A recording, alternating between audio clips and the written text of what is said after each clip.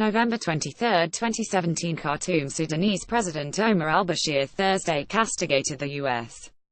policy in the Middle East region and praised Russia for its support for his country on the international arena.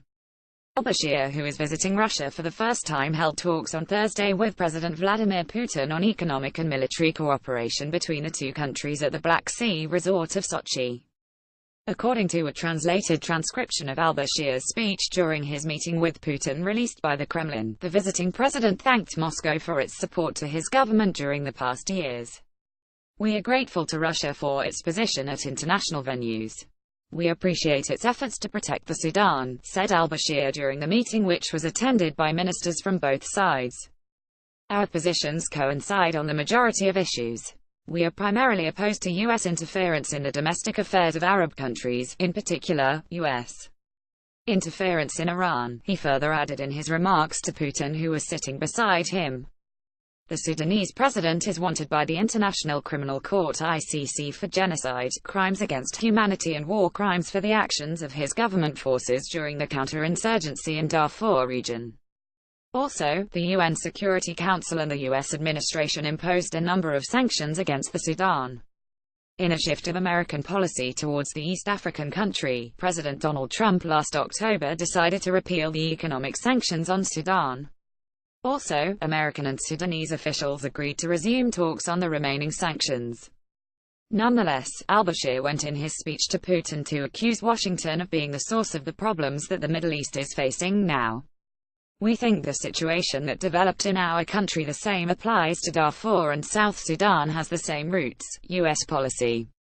As a result, our country split into two parts, which made a bad situation worse. We need protection from aggressive U.S. actions," he stressed. "We believe that what is happening in Syria today is also due to U.S. interference, which resulted in such a disaster there," he added. "We think peace cannot be achieved without President Bashar al-Assad. We believe that Syria would have been lost without Russia's assistance," said the Sudanese president in what may cause him troubles with his Saudi allies. It is not clear if al-Bashir was aware that his speech was recorded and would be broadcasted by the Russian government. Economic and military cooperation. During his meeting with Putin, which took place after 2 days of bilateral meetings between different delegations, al-Bashir also expressed his government desire to enhance economic and military relations. On the military cooperation, he underlined that Sudanese land troops and aviation are equipped with Russian weapons. "Now we are launching a large program to re-equip our armed forces, and we agreed with the Defense Minister Sergei Shoigu that Russia will help us in this. We would like to increase our presence in Russia by sending more military attachés here," he said. He offered to open Russian military bases in the Red Sea region. "We are also concerned about the situation in the Red Sea. We believe U.S. interference there is also a problem. We would like to discuss the use of military bases in the Red Sea," he said. He said there is a need to have Russian experts in Sudan to ensure the follow-up of the Sudanese army re-equipment process, as it was agreed with the Russian defense minister. The Sudanese government allocated a significant amount of money to build a strong army and developed in parallel a muscular militia to fight the rebel groups in western and southern parts of the country. On the economic file, al-Bashir said they want to develop the mining sector, peaceful uses of nuclear energy and construction of nuclear power plants in Sudan.